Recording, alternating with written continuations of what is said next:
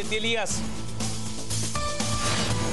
Magistrados de la Corte Suprema de Justicia dan con lugar ante juicio contra la juez Giselle Reynoso, señalada de lavado de dinero y enriquecimiento ilícito.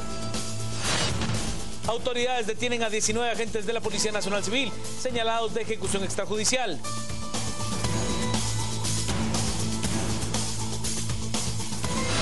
En México, autoridades rescatan a 103 migrantes que estaban raptados por 5 traficantes.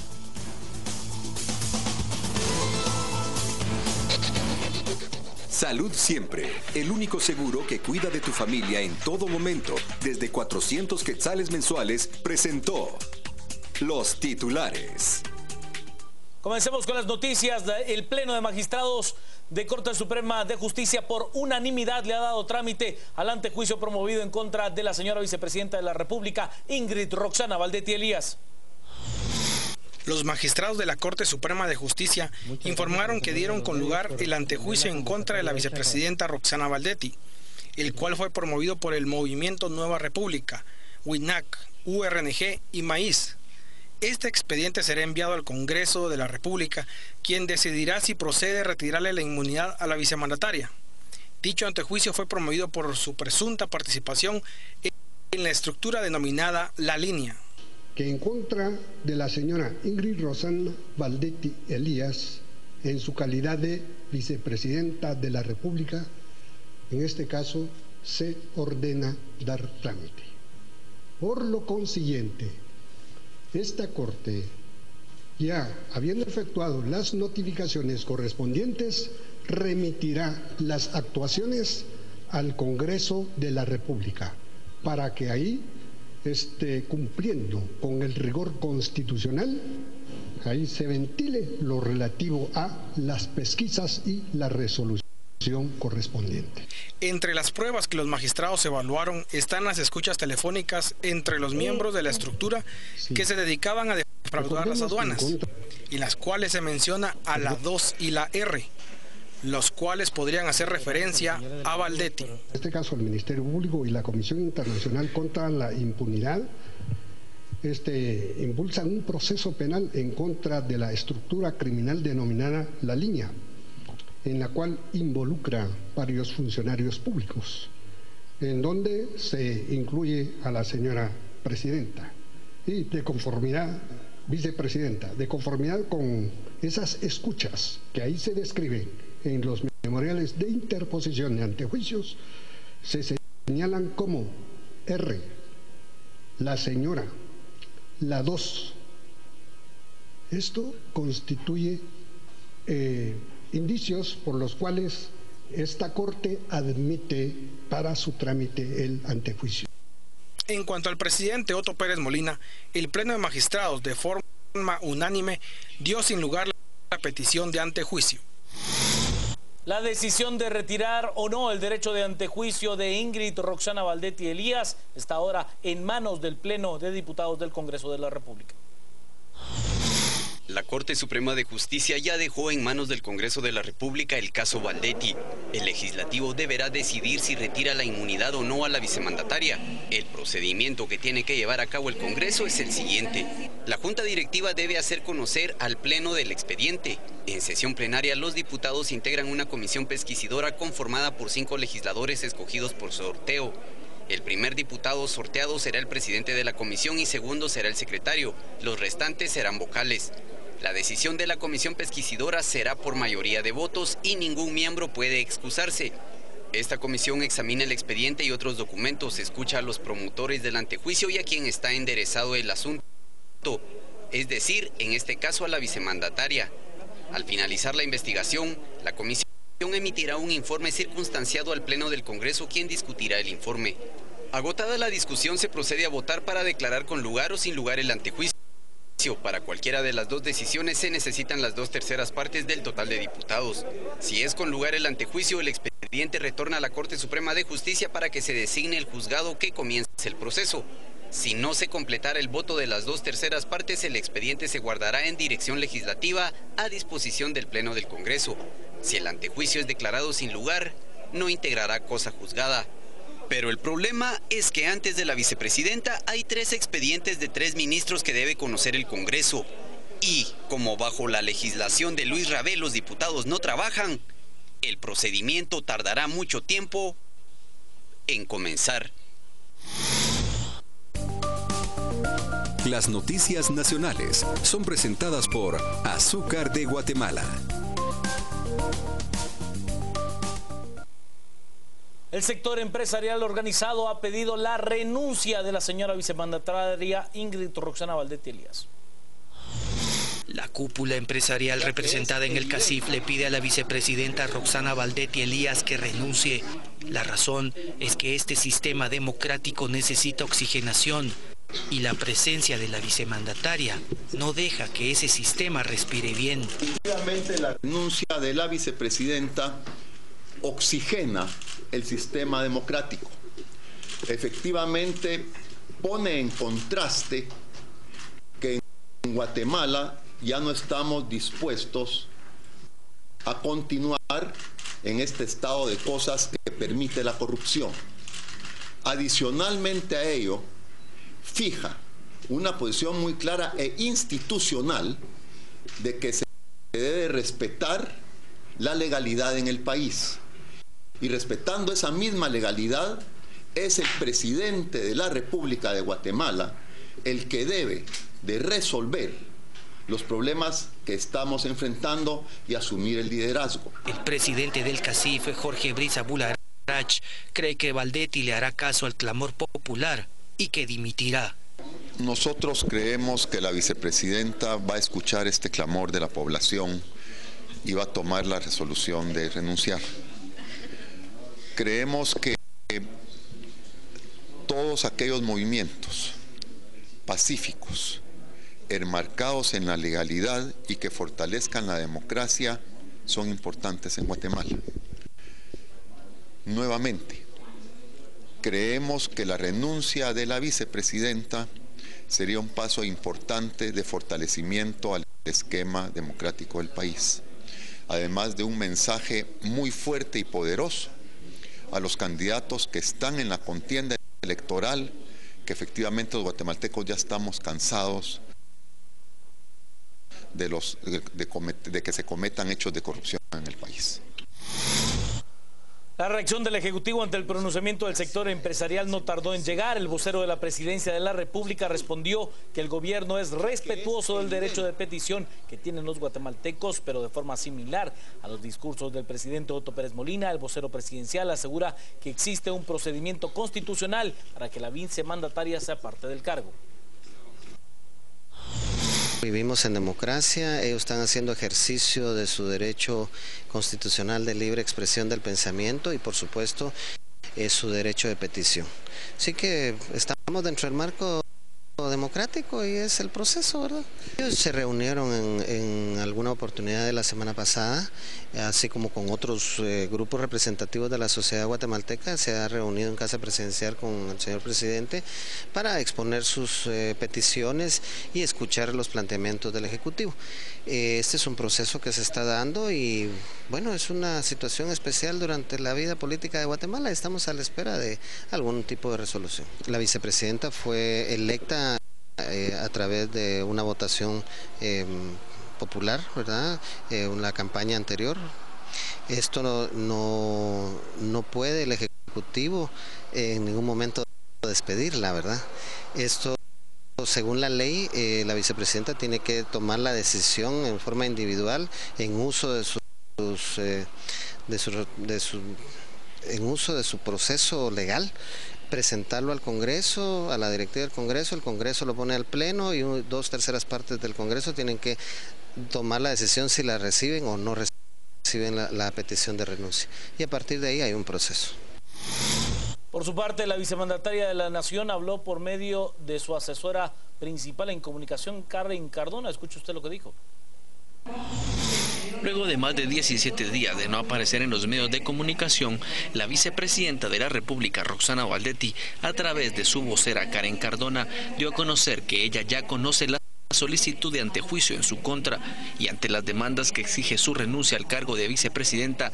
Cardona señaló que la vicemandataria Valdetti no contempla renunciar porque debe cumplir con un mandato constitucional. Claro, ella ha recibido el mensaje del CACIF.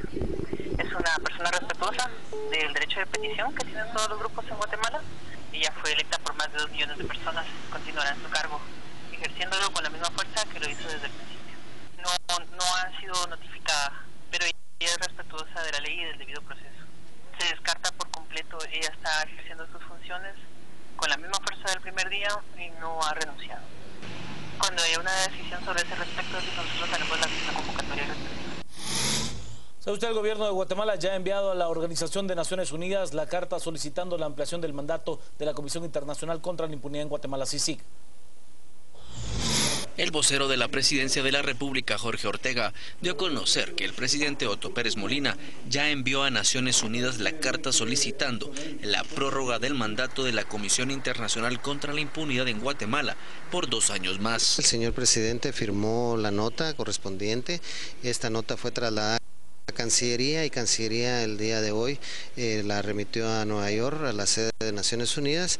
Estamos a la espera del acuse recibo de esta nota, de esta notificación, y luego pues vendrá una nota formal de Naciones Unidas donde nos indican o le indican al Estado de Guatemala si se da la prórroga o no de la CICIG. La carta va dirigida al secretario general de la Organización de las Naciones Unidas, Ban Ki-moon. Uno de los párrafos de la carta dice: como seguramente estará enterado, desde hace varios meses se suscitó un amplio debate en nuestro país sobre la convivencia de considerar una extensión adicional en el acuerdo original ante el cambiante panorama del sector de seguridad y justicia en Guatemala. Por eso, en enero del presente año, solicité a la instancia coordinadora para la modernización del sector justicia de Guatemala analizar el funcionamiento y aporte que ha tenido la CICIG en el país. Las noticias nacionales fueron presentadas por Azúcar de Guatemala. Pausa, quédese con nosotros. Al regresar, más noticias a las 8:45.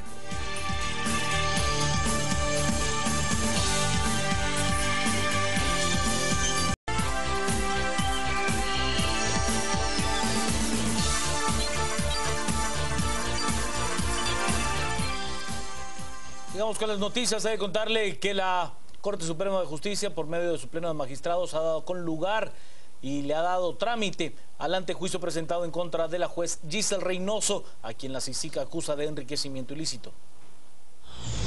La Corte Suprema de Justicia dio a conocer que luego de evaluar el informe del juez pesquisidor Gustavo Adolfo Gálvez, designado para investigar a la jueza Gisela Reynoso Trujillo, titular del Juzgado Cuarto de Primera Instancia Penal, señalada de enriquecimiento ilícito, lavado de dinero e incumplimiento de deberes, dieron con lugar a la solicitud de antejuicio en su contra. En este caso, la primera resolución tiene relación con el antejuicio que oportunamente la Comisión Internacional contra la Impunidad en Guatemala y el Ministerio Público plantearon en contra de la jueza Gisela Yadel Reynoso Trujillo.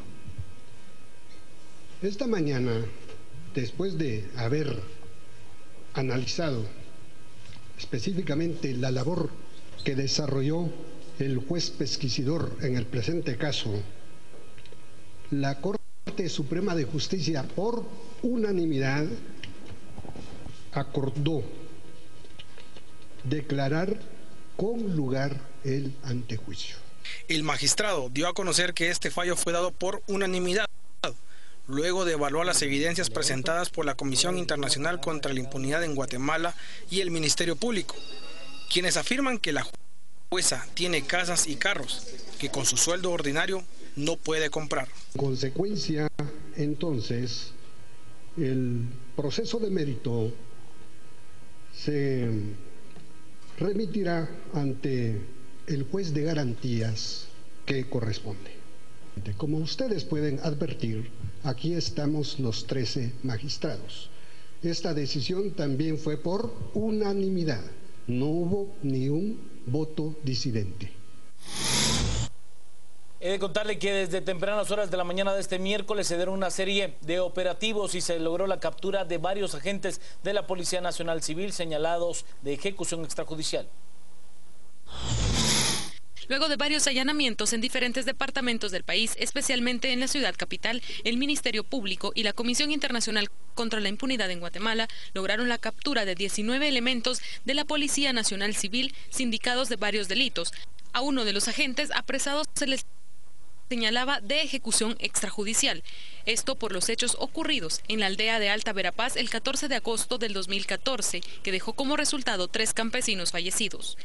Los delitos por los cuales se pidió la orden de aprehensión y por la cual fue emitida es por ejecución extrajudicial, por abuso de autoridad, incumplimiento de deberes, omisión de denuncia, disparo de arma de fuego, obstrucción a la acción penal. Según el viceministro de Gobernación, Edi Juárez, asegura que no dudaron en poner a la disposición de los jueces a estas personas, como lo harían con cualquier persona, como parte de su obligación. Mire, aquí tenemos que tener dos enfoques. Uno, primero es que la Policía Nacional Civil y Gobernación, pues estamos sometidos a los procesos legales, lo hemos dicho abiertamente, no vamos a encubrir, no vamos a proteger, vamos a poner a disposiciones, pero eso sí, vamos a ayudar a nuestros agentes en el proceso judicial, porque ellos lo que sucedió fue en un evento del trabajo. Según las autoridades, las investigaciones continúan para determinar si existen más implicados en el caso.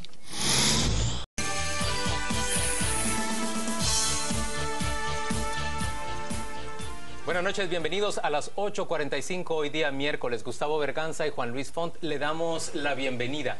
Y le ofrecemos también un saludo de bienvenida al expresidente Alfonso Portillo, quien ya se encuentra con nosotros. El expresidente ofrece apenas sus primeras entrevistas después de aquel largo encarcelamiento que ha vivido tanto en Guatemala como en Estados Unidos. Señor Portillo, bienvenido a las 8:45. Mucho de qué conversar con usted, mucha expectación en las redes sociales por esta entrevista que usted ha concedido al Canal Antigua.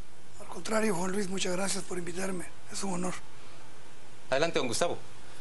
Desde el momentito en el que yo colgué el tweet anunciando que teníamos entrevista con usted, nos han llovido bastantes mensajes críticos. Por ejemplo, uno nos cuestiona que por qué vamos a entrevistar a alguien que es un delincuente confeso.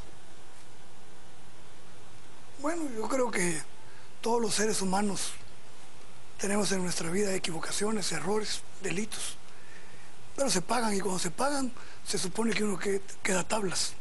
Uno no va a ser condenado para toda la vida. Nadie está condenado para toda la vida, a menos que siga cometiendo delitos. Yo cometí un delito, lo pagué, estoy aquí sin proponérmelo.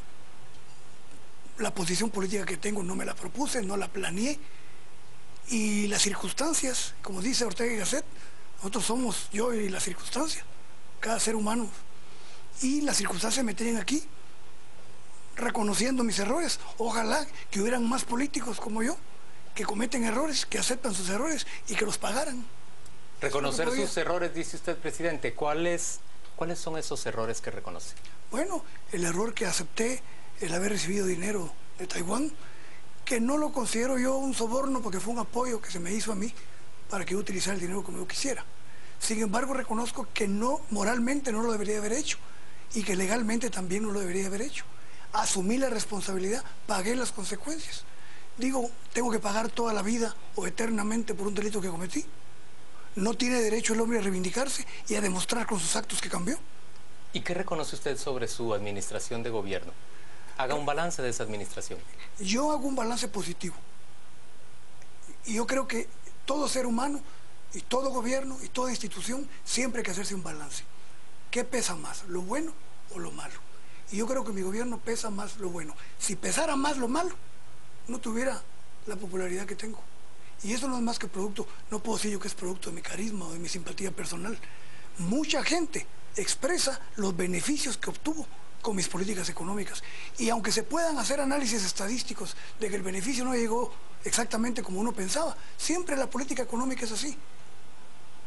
Pero que hubo beneficios en economía, en la economía cotidiana de la gente, eso no lo discute nadie, y la gente lo sintió que había dinero, sintió que ganaba más, sintió que no subió la canasta básica, que no subió la luz, Pero la moral tributaria también se vio enormemente afectada durante su gobierno. ¿Pero y por qué llegó hasta el 12%? Pero hubo corrupción.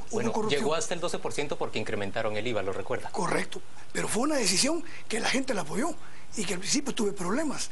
Y sin embargo, ¿qué? La ejecución del gasto tenía un efecto multiplicador en la economía. Porque la gente decía, había dinero, circulaba dinero. ¿Y hoy por qué no hay dinero?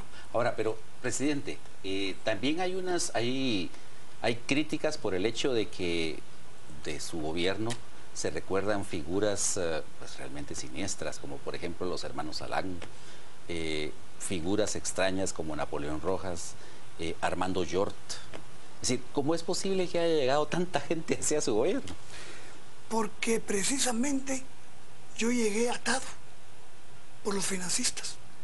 ¿Quién reconoce como político y se venga a sentar aquí y diga, sí, yo cedí posiciones por los financistas, yo cedí ministerios por los financistas? Esa es una realidad. Y el día que la aceptemos, y que aceptemos que eso no es una enfermedad de la administración pública, va a empezar a cambiar la administración pública. Francisco Maza Castellanos fue parte de un acuerdo con... Manuel Maza Castellanos. Manuel Maza Castellanos. Fue recomendación del ingeniero Alvarado, que tuve que quitar antes del año.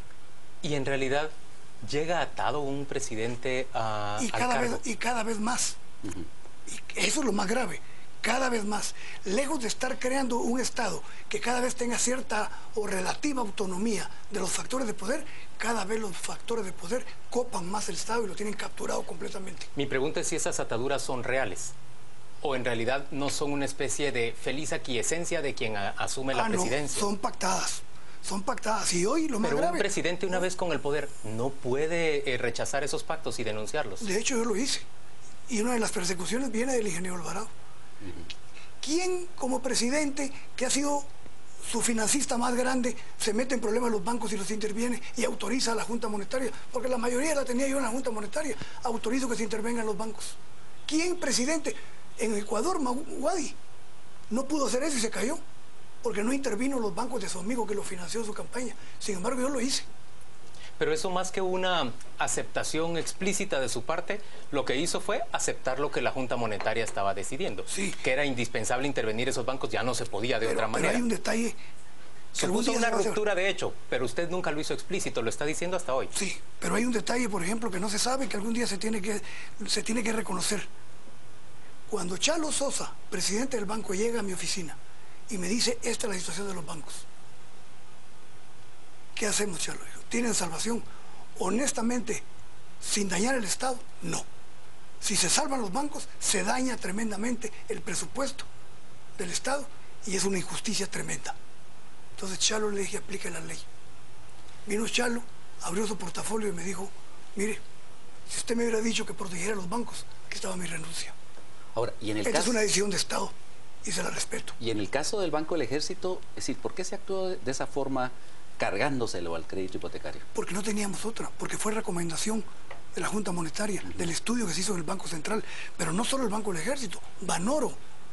Sí. Banoro era una carga, era más daño desaparecerlo a que fuera absorbido por el crédito hipotecario. Presidente Portillo, yo puedo mencionarle muchos casos más. Por ejemplo, puedo mencionarle el del Instituto de Previsión Militar.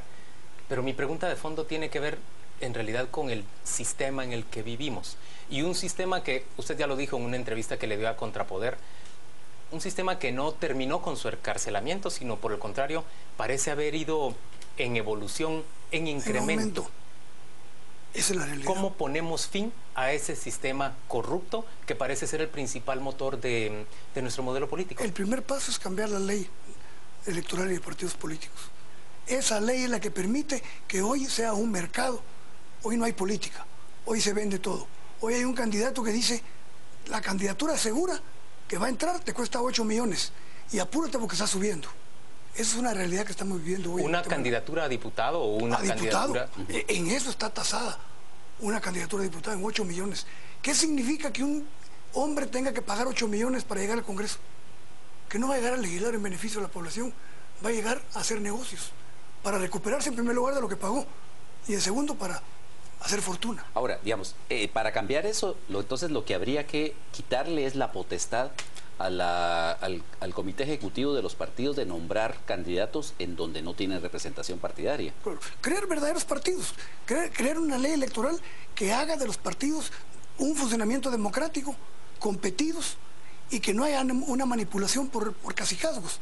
Y eso se puede contemplar en una ley que esté pensando en la democratización del sistema. Si no, no hay salida. Pero la llave de ese candado la tienen exactamente los beneficiarios del sistema, los diputados al Congreso de la República. Diputados electos mediante ese sistema que habla usted de inversión en la curul. Hay que llevar nuevas gentes al Congreso. Y yo creo que los partidos que están interesados verdaderamente en los cambios deberían de proponer gente nueva, gente joven, mezclada con gente con experiencia, para que esto cambie. Porque si el Congreso sigue como va... Señor Portillo, cada 4 años volvemos a entusiasmarnos con esa idea. Nos hablan de que al llevar diputados nuevos, en esta legislatura 70, poco más o menos, diputados nuevos, las cosas van a mejorar. Y terminan siendo muy pronto cooptados por el modelo, se vuelven más de lo mismo. Yo diría que son 158 diputados y no todos los diputados están metidos en el negocio. No, no todos. No todos. Pero no son mayoría. Pero nos sobran dedos de la mano para mencionarlos. Claro, pero sí se puede empezar. Y hay que ir avanzando en tener más diputados que no les interese el negocio, sino la verdadera cosa pública. Ahora, durante su gobierno también se recuerda que había un organismo judicial que era obviamente bastante complaciente con el Ejecutivo. ¿Cómo hacemos entonces para quitar eso? Sin embargo, yo te digo una cosa, Gustavo. Jamás, que me diga alguien que me tenga una prueba, jamás me metí en nombrar o en sugerir un nombre para la Corte Suprema y en las Cortes de Apelaciones. Nunca. Bueno, ni siquiera sugerí nombres para el fiscal general. Por eso metí las patas con el nombramiento de Carlos de León. Porque eso fue lo que me presentó el Congreso. O la comisión de postulación. ¿Usted ahora ve aquello como un gran error? Claro, fatal. Puse de fiscal a un hombre que lo que quería era usarlo como trampolín para ser presidente. E hizo toda la debacle del Ministerio Público. Lo debilitó aún más. Pero yo jamás propuse a nadie para la Corte Suprema. Dirían ahora los políticos, es un error, porque el presidente tiene que tener siempre gente de confianza, como hoy que se reparte en la Corte Suprema. Posiblemente el partido lo hizo, o lo hicieron los diputados, pero el presidente nunca lo hizo. Yo respeté siempre el Poder Judicial y nunca me inmiscuí en su funcionamiento. Ahora, siempre, en ese momentito de su gobierno había 2 presidentes. Sí, digo 2 porque el presidente del Congreso, el general Ríos Montt, modificó las reglas del juego en el Congreso y se reeligió 3 veces consecutivas. Y usted en el Poder Ejecutivo. Sí, ¿quién era realmente el que cortaba el tocino en ese gobierno? Mira, el presidente lógicamente tiene siempre una preponderancia sobre los demás poderes, sobre todo sobre el Poder Legislativo, sobre todo si tiene mayoría, como la tenía yo, mayoría absoluta. Pero no era su partido. No era mi partido, pero sin embargo yo puedo decir que todas las propuestas del Ejecutivo fueron apoyadas por el presidente del Congreso y por eso tuvieron éxito. Si no hubiera sido por la colaboración del general Efraín Ríos Montt, muchas de las reformas, la reforma fiscal, la reforma financiera, la reforma educativa, la laboral, las leyes de descentralización y de reforma del Estado, no hubieran salido si no se convence el presidente del Congreso de la viabilidad y de la necesidad de esas leyes. De tal manera que el poder se comparte, Gustavo. Claro que siempre el Ejecutivo tiene una preponderancia por encima del Legislativo, pero creo que el que debería de realmente llevar la batuta en un Estado es el Legislativo, y el Ejecutivo debería ejecutar las políticas que salen del Legislativo. Bueno, de hecho eso es lo que está sucediendo ahora con este Congreso, pues lleva la batuta, tiene congelado al gobierno, lo tiene totalmente paralizado. Sí. En sentido negativo, ¿verdad? Tiene la batuta para no hacer nada. Señor Portillo, usted habla con aparente entusiasmo y conocimiento del momento político. Usted apenas acaba de salir de prisión el 25 de febrero pasado. La pregunta que prácticamente toda nuestra teleaudiencia está esperando que usted responda es si usted va a participar o no en el proceso electoral del 6 de septiembre. ¿Usted va a ser candidato o no? Toma aire para responder primero. Sí, no, yo estoy dispuesto a ser candidato. Si las circunstancias se dan en la que pueda ser viable el proyecto que estoy trabajando, yo puedo encabezar el listado nacional perfectamente. ¿En qué proyecto está trabajando? Yo estoy trabajando en 2 vías.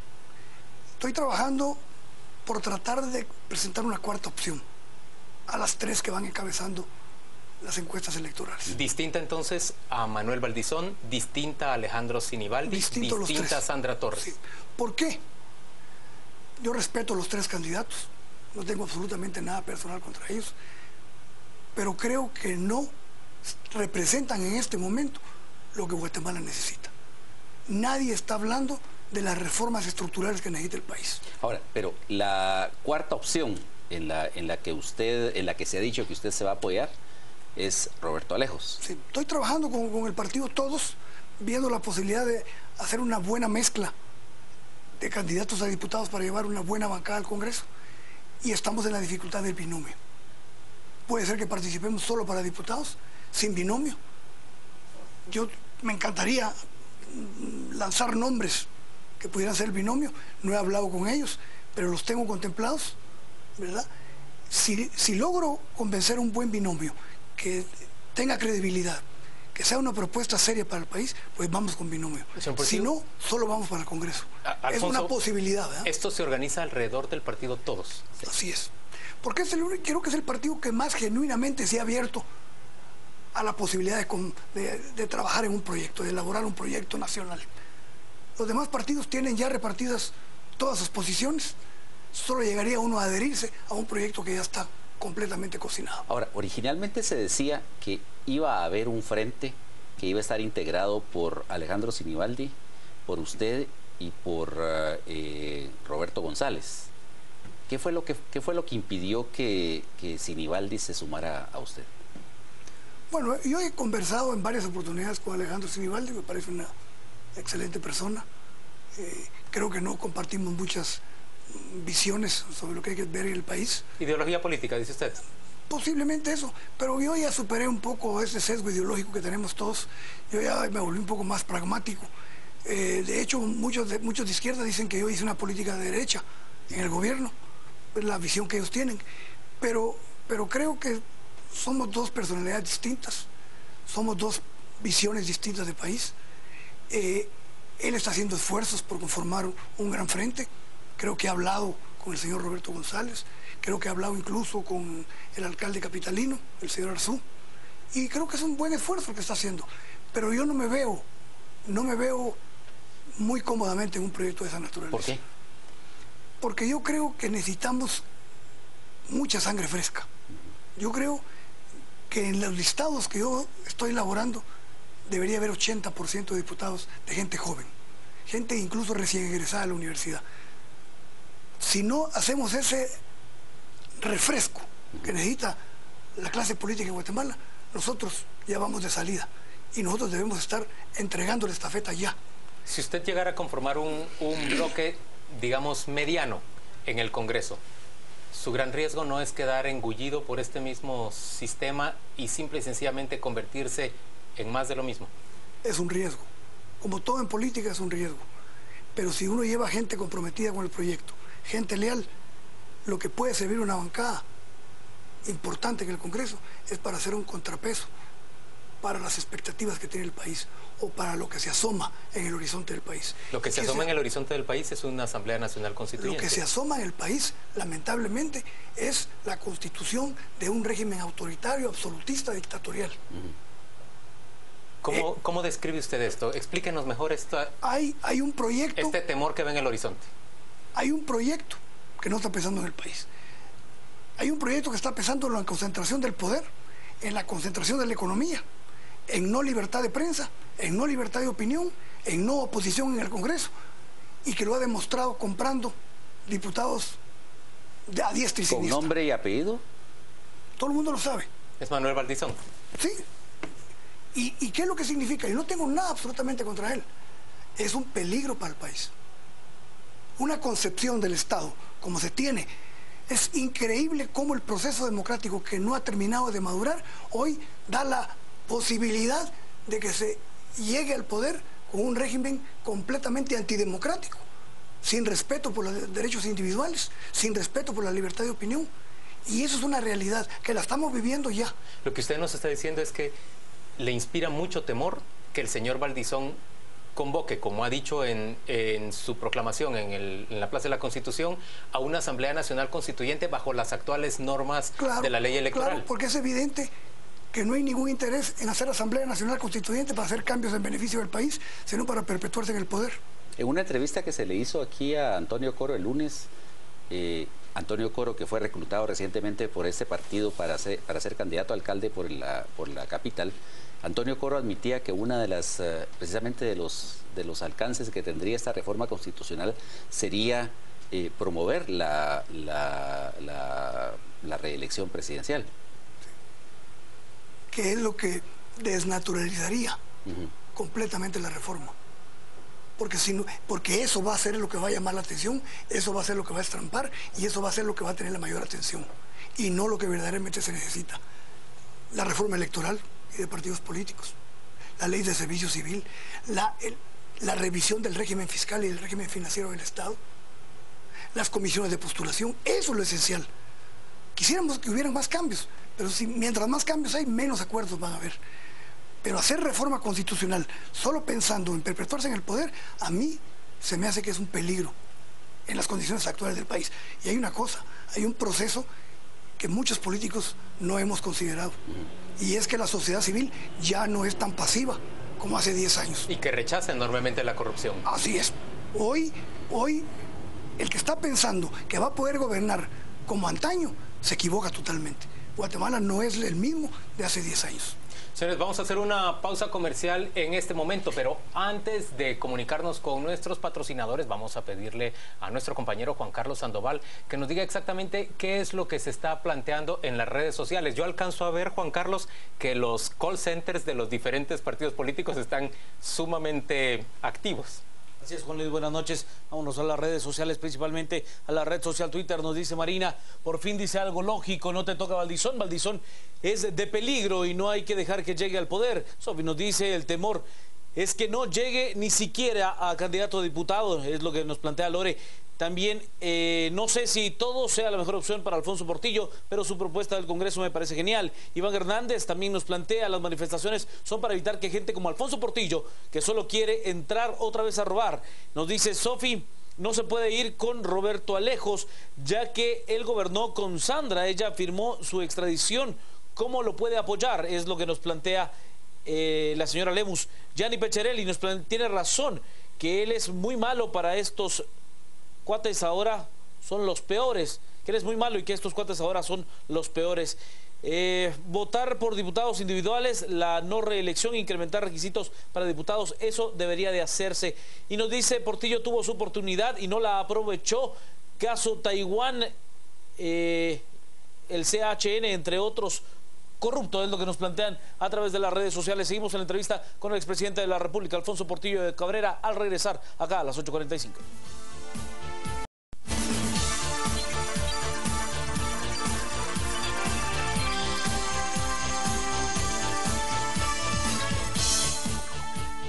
De vuelta a las 8:45, hoy es día miércoles y con Gustavo Berganza y Juan Luis Font se encuentra hoy el expresidente de la República, Alfonso Portillo. Una pregunta que plantean gran cantidad de nuestros televidentes. Señor Portillo, ¿usted piensa que la vicepresidenta Valdetti debe renunciar? ¿O qué piensa usted respecto a ese caso? Mira, yo creo que si ella, bueno, hay que respetar el principio de inocencia. Yo creo que si ella se siente limpia, debería de facilitar las cosas para que se haga una investigación y se determine si es sujeta a un juicio o no. Pero lo que yo creo que es más importante aquí es el cumplimiento de la ley.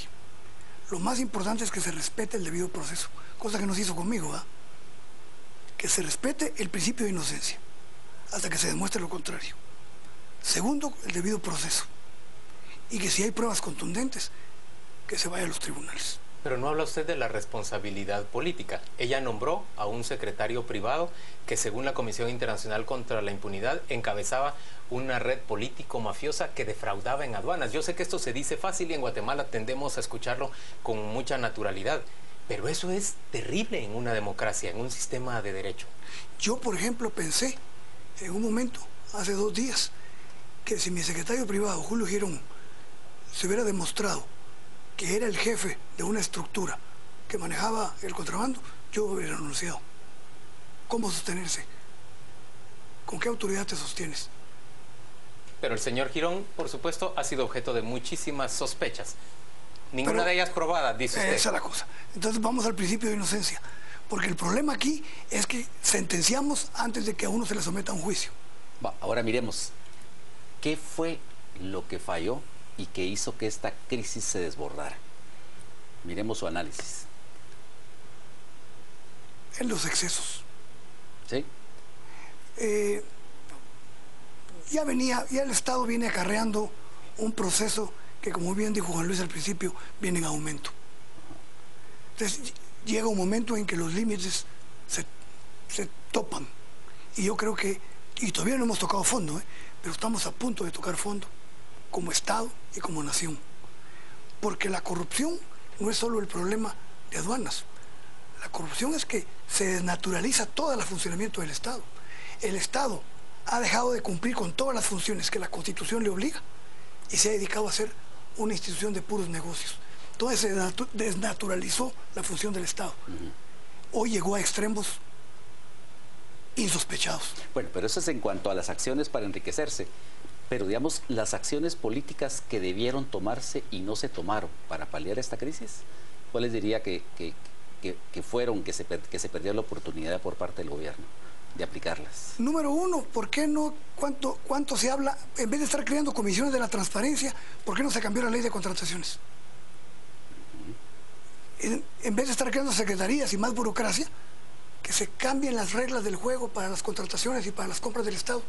Esa es una muestra de que se quiere que la gestión pública sea transparente. ¿Y qué se tiene que cambiar ahí? Número uno, que no tiene por qué conocerse el que le va a vender al Estado y al funcionario público. Que se haga a través de Internet, con subasta pública. Hay países en América del Sur que tienen un gran éxito con ese método, para empezar. Pero hay un sinnúmero. ¿Por qué? Aquí lo que tenemos son concursos simulados en términos reales, sobre todo en obra pública. Exactamente. Y los funcionarios y los contratistas son amigos. Y a veces hasta socios. Son financistas y le pasan plata a los partidos constantemente. El exceso ha sido la medicina. Se gastan 1.800 millones en compra de medicina, pero lo que realmente llega en valor real a la población en medicina son 400 millones. Entonces 1.400 millones se están yendo en los negocios. Entonces, ¿qué es lo que está pasando ahí? Se perdió totalmente la dimensión de lo que es la función estatal. Usted lo dice ex post, pero esto ya ocurría durante su gobierno. ¿Por qué es difícil cambiarlo? ¿Por las ataduras del financiamiento electoral? Yo creo que no son las ataduras.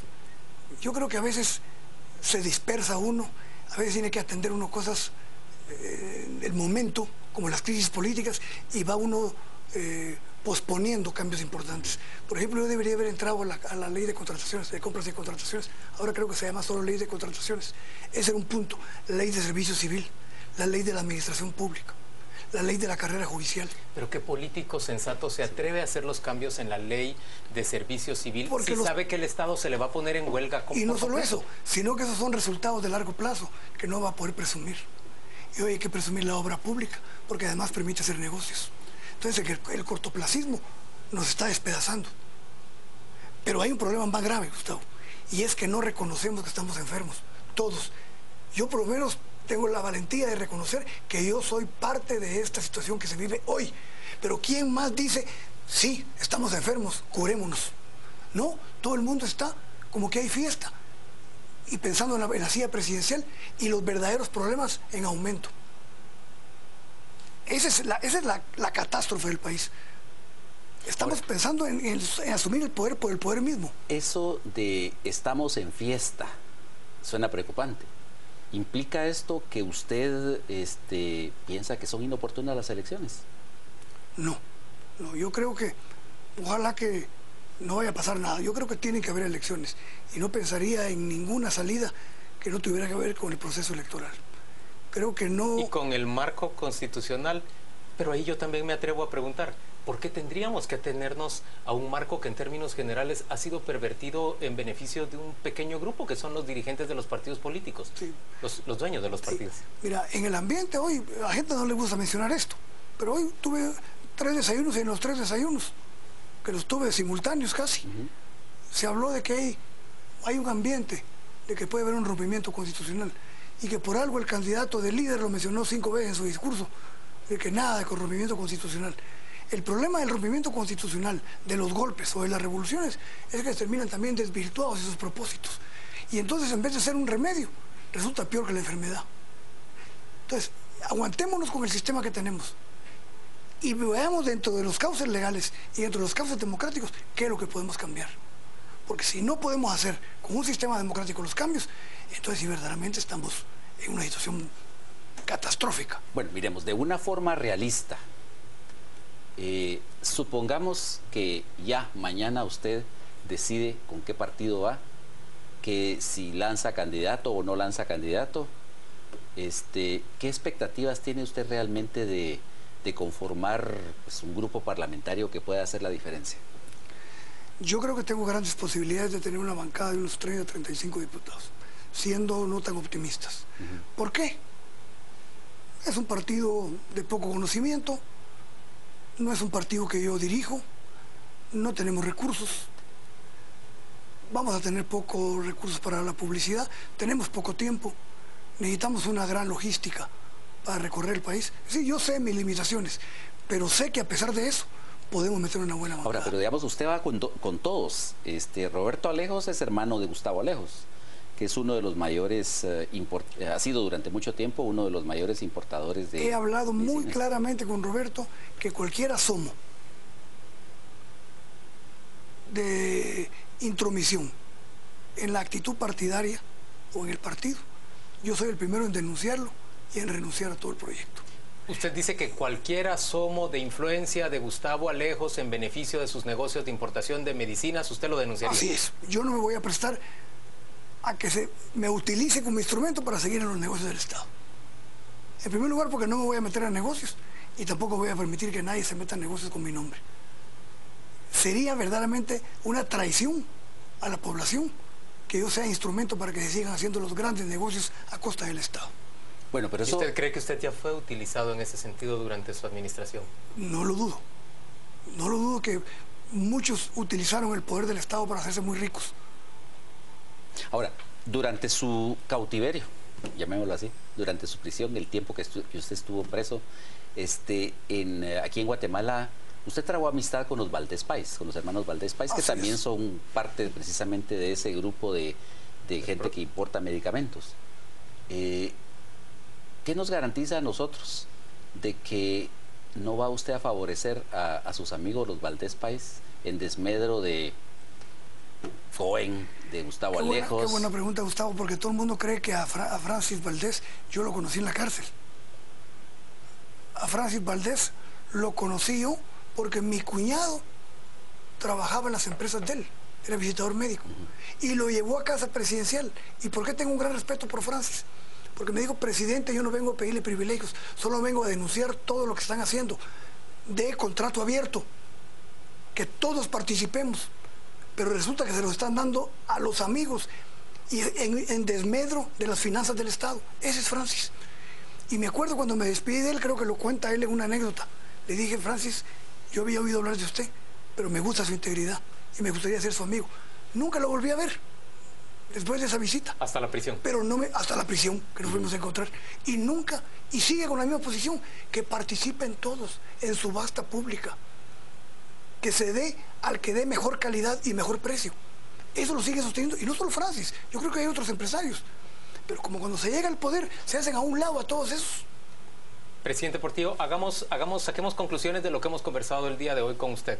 En primer lugar, usted dice que sí piensa participar en lo político. Así es. Que la opción con la que piensa participar es la del partido Todos. Es una probabilidad. No, es una probabilidad. Si yo logro en las siguientes semanas, en los siguientes 10 días, conformar realmente las listas democráticamente conformadas, me refiero que... Democráticamente eso supondría consultar con las bases. Y me refiero a la representación, que estén representados jóvenes. Diversidad, dices. Diversidad, es correcto la corrección.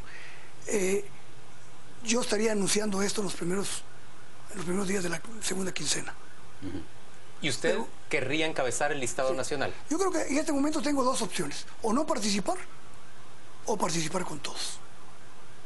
¿Usted ha descartado ya por completo entonces la opción de Alejandro Sinibaldi? Eso es lo que nos está diciendo. Sí, yo creo que es más difícil llegar a un acuerdo con Alejandro y creo que no hay posibilidades de un acuerdo ahí.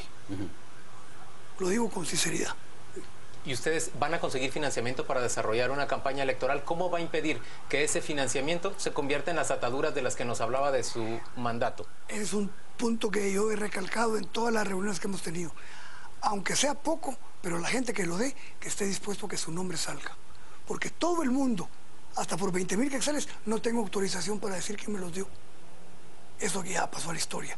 Hoy tenemos que decir, aunque sean 10, 15, 20,000, que den su nombre y quién lo dio. Si hacemos una campaña austera, el pueblo lo va a reconocer. Señor, la gente se va a dar cuenta. Usted es dueño de fortuna. ¿Usted va a financiar parte de ese proyecto electoral?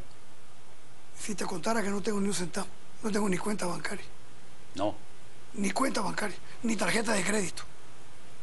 El dinero que le entregó Taiwán, por ejemplo, ese fue decomisado. Decomisado, claro. Y está congelado. Así es. No, ya lo recogió Estados Unidos. ¿Usted no cuenta, dice entonces, con fondos propios? No tengo ni casa propia en la capital porque no es que me la quitaron, pues. La única casa que tiene es la de Pasabien. La de Pasabien. Yeah. Entonces usted no va a ser un financista de su propia campaña. Y así me voy a morir. Ese es mi propósito. Morirme tal y como estoy. Me gustó una frase del Papa. Nunca he visto detrás de un sepelio un camión de mudanzas. Ahora, sinteticemos, sigamos sintetizando. Hay que modificar la ley electoral, hay que modificar también la ley de servicio civil y las comisiones de postulación. Digamos que esos 3 puntos serían los que usted empujaría desde el Congreso. Así es. Y dar marcha atrás en la contrarreforma de Ramiro de León. Esa contrarreforma que le quitó el crédito del Banco de Guatemala al sector público para que ahora sean los bancos privados los dueños de la deuda pública del Estado. Eso significa de entrada que usted no va a tener financiamiento de los bancos del capital tradicional. Yo ya tengo experiencia con los banqueros, suficiente. No necesito apoyo de los banqueros. Es que si voy a caer en lo mismo que hice, ¿dónde está el discurso nuevo y dónde está la actitud nueva? Ahora miremos, ¿reelección en la Constitución? Yo no creo que deba tocarse la reelección. ¿Aumentar el periodo? Pues sí, eso sí, puede ser. Ajá. Esa puede ser una salida y puede crearse un sistema en la que pueda haber un cambio de diputados a mitad del periodo. Se menciona también como una posibilidad de mejora el replanteamiento de cómo se eligen los diputados, de que en vez de que sea por listado, por planilla, que sea por distrito y nominal. Sí. Bueno, esa es una posibilidad, es una idea positiva que hay que discutirla. Otra cosa es el número de diputados, que yo no creo que incida mucho que sean 158, sean 100. Aunque se disminuye la representatividad democrática, según dice la teoría. Correcto, pero además es más fácil controlar un Congreso con menos gente que con más. ¿Pero fácil para quién? ¿Para los financistas? Para los que tienen poder económico. Ajá. Es más fácil un Congreso de 80 que uno de 158. Su expectativa entonces es que sí vamos a llegar al proceso electoral a pesar del volumen de protestas que se dan en este momento, que no parecen circunscribirse al presidente y a la vicepresidenta, sino a los políticos en general. Sino al sistema político en general. Sí, el descrédito que tenemos los políticos, si no lo reconocemos nosotros, no va a haber ninguna posibilidad de cambio. El primer cambio pasa por reconocer que hemos cometido los peores errores en la gestión pública y como políticos. Y tenemos que hacerlo porque si no la sociedad va a superar a la sociedad política. ¿Y hasta dónde prevé usted que lleguen estas protestas y este movimiento de molestia, de reclamo de parte de la ciudadanía? Posiblemente en este tiempo, en lo que resta del año, no creo que haya ningún problema que pueda entorpecer el proceso electoral. Pero lo que sí creo, que si este tono y esta tónica de los negocios, este ritmo de los negocios, creo que el próximo año, el próximo gobierno, puede que no termine el primer año de gobierno. Ahora, eso sí lo creo. Puede haber un desborde de la sociedad ante la incapacidad de poder resolver los problemas por la vía legal. Actualmente las protestas se centran exclusivamente en pedir la renuncia del binomio presidencial. ¿Es eso correcto? No sé, me sentiría incapaz para... Es un sentimiento, es algo que se está sintiendo y que se está expresando políticamente. Y creo que tiene su razón. El otro día alguien me dijo, es que aquí, si esto sigue como está, aquí hay que tomar el poder, de hecho. Le digo, entiendo yo tu desesperación, pero creo que todos tenemos que hacer esfuerzos por tratar de que esto no se derrumbe. El volumen de candidatos que se presenta en la contienda por la presidencia de la República, ¿reflejo de qué es en Guatemala? Tantos candidatos de tantos partidos. Tantos candidatos de tantos partidos. Porque no hay partidos, porque lo que hay es comités electorales. Si hubieran partidos, para empezar tuviéramos 5 o 6 partidos, de los cuales 3 fueran preponderantes. Ese es un sistema fortalecido, competido, libre, democrático. Pero tener 20 partidos, eso no tiene que ver con la democracia. Eso tiene que ver con la inexistencia de verdaderas instituciones políticas. Bueno, hipotéticamente, ¿verdad? Porque todavía falta bastante para que lleguemos a esto. En el caso de una segunda vuelta, suponiendo que esa segunda vuelta electoral se dé entre Manuel Valdizón y Sandra Torres, ¿a quién apoyaría usted? Qué pregunta más difícil. Pues yo me iría con la opción de la señora. ¿Sí? A pesar de que el ex esposo de ella fue el que firmó su orden de extradición. Sí, porque aquí no está en discusión ni resentimientos, ni venganzas, ni recuerdos. Aquí está en juego el país. Y yo creo que cuando está en juego el país, uno debe actuar pensando en el país y no en uno. Y yo no tengo resentimientos ni odios contra nadie. Cada quien tendrá su conciencia como mejor le parezca. Señor Portillo, gracias por acompañarnos a las 8:45. Muchas gracias a ustedes. Le pedimos a Juan Carlos Sandoval que de nuevo vuelva a contarnos qué están diciendo los televidentes en las redes sociales. Gracias, Juan Luis. Vamos a las redes. En Twitter nos dicen a través de los mensajes, Ricardo Castro, el Estado está cooptado por grupos paralelos. ¿Cómo crear cambios si no hay voluntad política ni empresarial? Luis Quiñones habla de corrupción en compra de medicinas y se está aliando con los corruptos que le venden al Estado medicinas a sobreprecio. Miriam de González nos dice, afuera del gobierno se ven las cosas de otro modo, gobernando siguen directrices de sus financistas. Javier Palleras nos dice, según una transformación ciudadana, los próximos no vendrán solo para quedarse con los vueltos, es lo que nos dice Javier.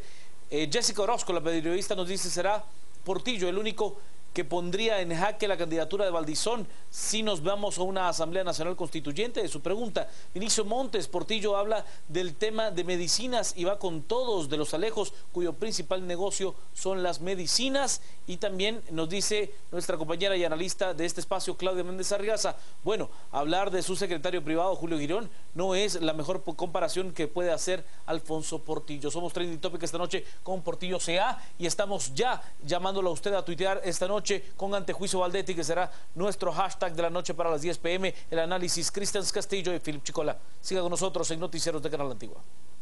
Los deportes son presentados por Burger King. Vive la nueva experiencia